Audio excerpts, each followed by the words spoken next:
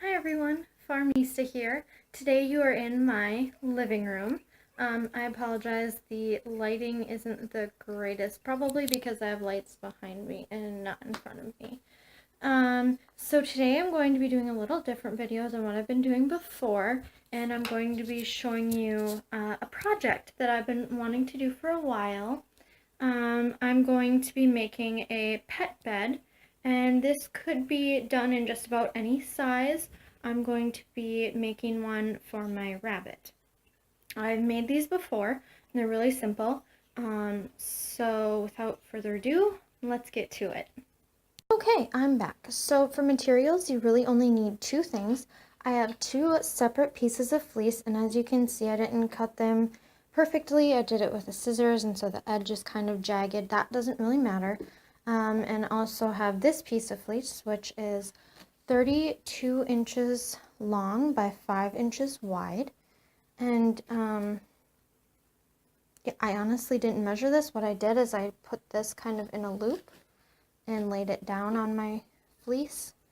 And I wanted the entire circle to be covered, and you'll see by that this is going to be the bottom of the bed and this is going to be going around. And so yeah, I really didn't measure it because I'll just be hand sewing that on anyway, so it's not really a big deal. And you can do this entire project hand sewing, or you can do it like I'm going to do it, which is going to be using machine just to make the first part go a lot faster. The other thing you're going to need is some fiber fill. The tools you will need. Here is my beautiful sewing machine. That was a present from my boyfriend's grandma for Christmas. It's amazing. I love this thing. I've never sewn on a machine as nice as this one before. You'll also need a pair of scissors. These are my yarn scissors, but they're going to work just fine because all I need them for is cutting the thread. I have a seam ripper because no doubt a mistake will be made at some point. I always keep one close by. And I'm actually going to just stick that inside there. This has a handy little storage container for all your different bobbins and things like that. And I could actually do a video about my machine sometime if you would like. Sorry, my camera angle got really wonky there. I also have a plastic spoon, and as you can see, it's old and melted, and that's why it's kind of yellow. It's just melted and burnt. I've kind of adopted this as a crafting one, and you will see why this is important in a little bit. So, I'm actually going to switch you to a different camera angle where you can look over my shoulder and see everything step by step. Both sides are actually about the same texture, so I'm just going to fold it in half this way and keep it going half the long way.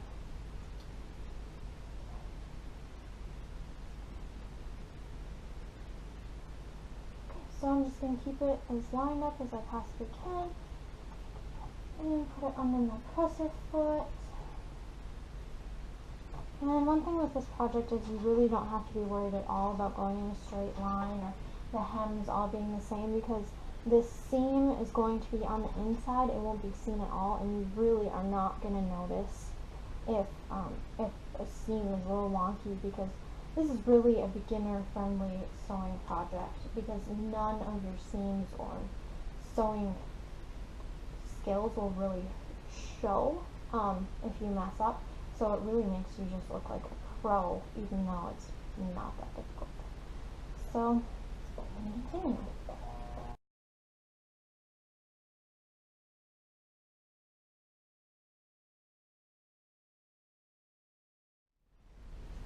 And here comes the part where you hide your seam.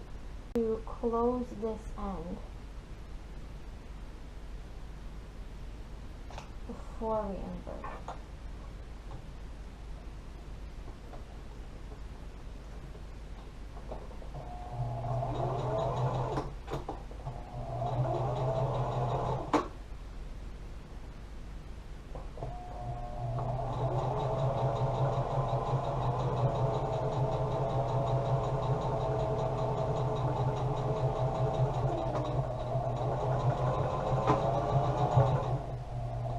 Okay, So this end has been sewn shut, and now we're going to go ahead and turn the whole thing inside.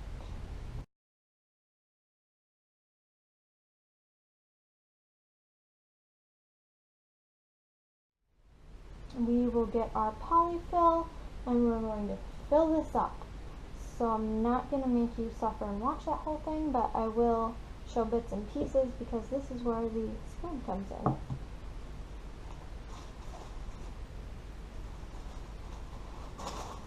I'm actually just going to move the bag down here by my side so I can grab a bunch when I need it. Okay, so I am going to turn this invert it a bit because I don't want to get extra fuzzies on the outside. This isn't that important, but I'm going to take little chunks of it and work it as far down as we can.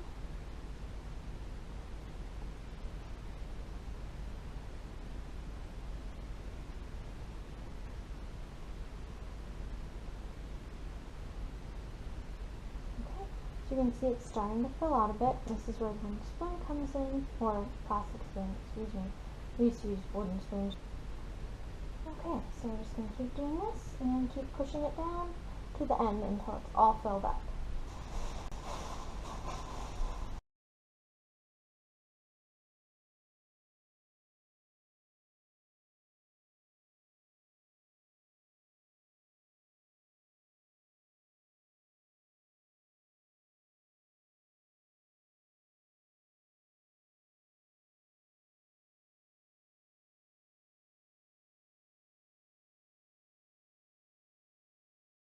Okay, so now that I have all of the fluff in here, I'm going to go ahead and close this off. And this is just a stylistic choice. I'm going to fold this in. I'm not sure if you'll be able to see this well. I'm going to fold these in, and so it's not sewn and there's like the ugly ends. Not that they're that ugly if you choose to leave them out, because I've done that before too. But what I'm going to do today is fold everything in and then sew across here so it's a little bit nicer.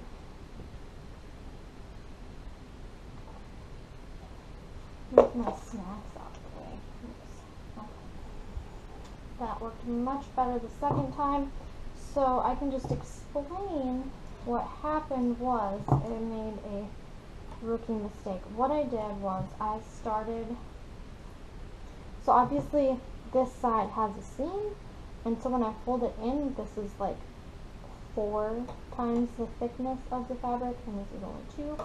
So what I needed to do was start from this end and work my way up, so it was almost like a little ramp for that, instead of just starting on the thick side. It didn't really know what to do with it. So now we have the main part done. This is where we'll take a hand needle and sew these together all the way around. So it'll be a circle, and this will be the outer edge of your brand new pet bag. So, you know, I honestly might not have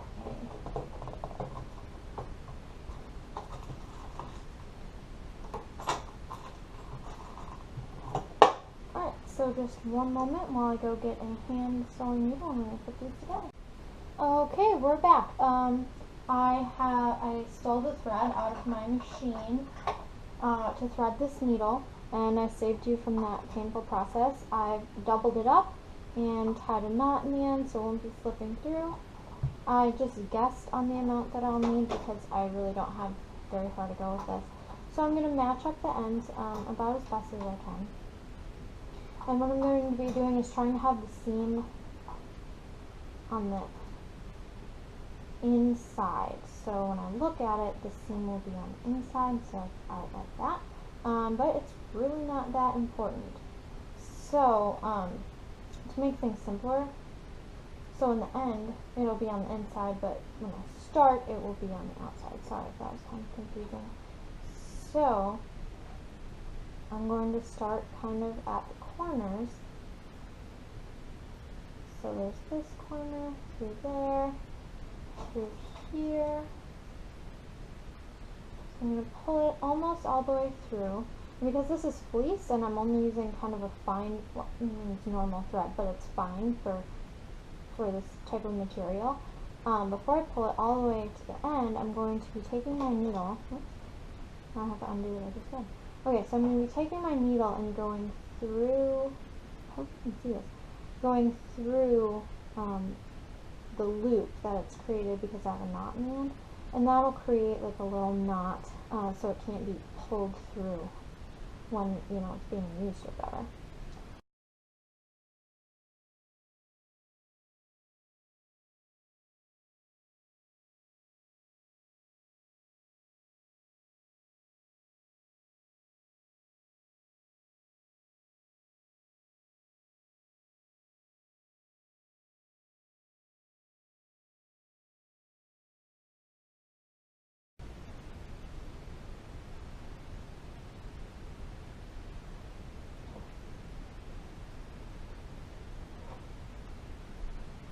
Okay, so now that I've reached the end, I'm not going to pull it all the way through.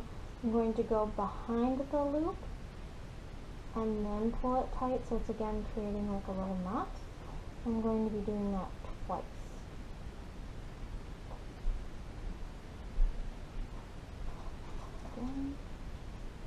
And then, so I have two little knots here, and I'm going to double back through them.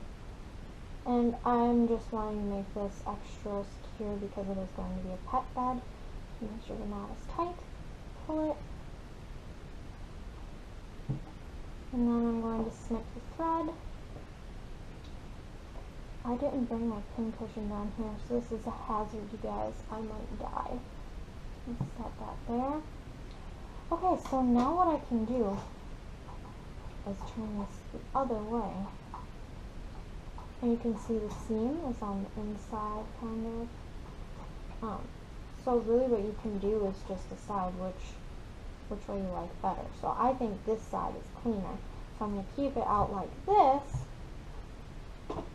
And then this is where the square piece of fabric comes in, and you can see it does cover the entire circle. So this will be the bottom of the bed, and you do want to kind of reinforce this being a circle. So you can shape it really as you sew the fabric on. I'm going to cut off some of the excess, so like the corners where it hangs off a lot. And it doesn't really have to be rounded at all. I'm trying to be careful so I don't cut my blanket here. I'm still kind of in the process of getting everything set up in my apartment, so I don't have a designated sewing area.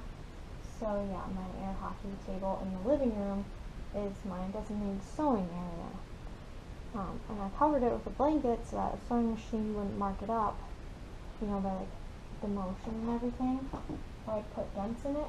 But then I didn't think, well gee, I'm going to be cutting, so I'm going to be really careful not to cut up my quilt. Okay, so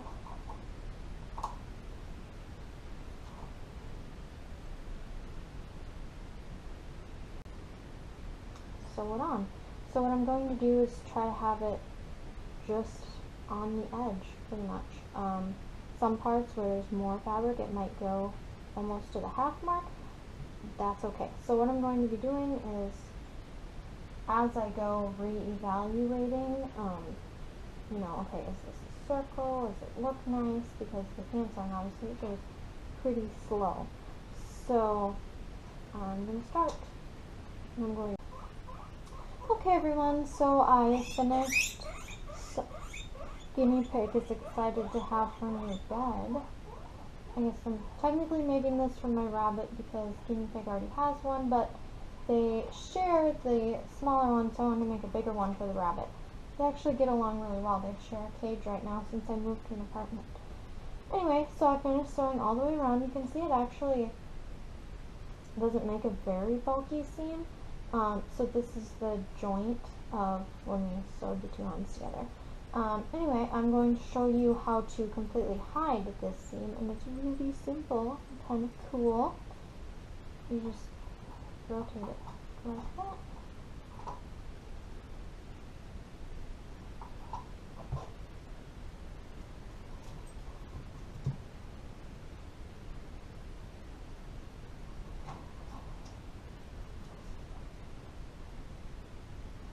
So I did make a little bit of a mistake. On the last one I did, this was sewn to the fabric, so it was hidden.